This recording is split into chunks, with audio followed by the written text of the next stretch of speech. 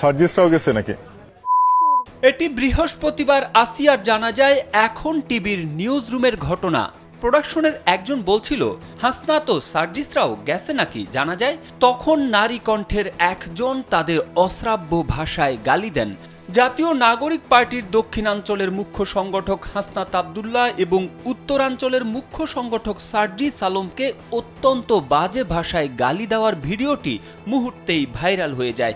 এর জেরে বরখাস্ত করা হয় এখন টিভির ৩ জন সাংবাদিককে।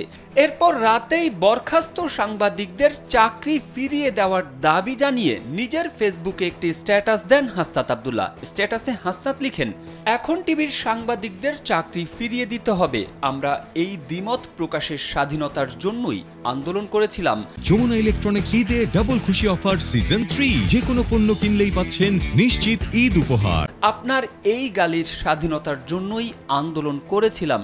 শুধু মত প্রকাশ নয়, দ্বিমত প্রকাশও অব্যাহত থাকুক।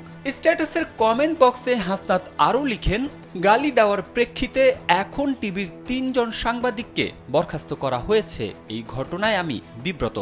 রাজনীতিবিদদের যাতে স্বাধীনভাবে সমালোচনা করা যায় সেই অধিকারের জন্যই আমরা আন্দোলন করেছি, এখনো করছি।